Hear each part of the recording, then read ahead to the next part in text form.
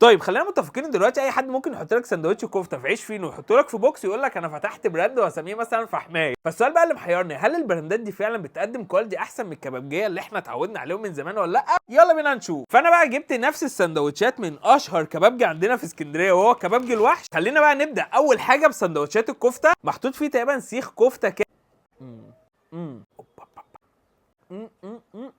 الكفته هنا معموله صح. فنخش بقى على نفس السندوتش لكن في عيش بلد، بس احنا نروق عليه برده بشويه سلطه زياده مع شويه الطحينه.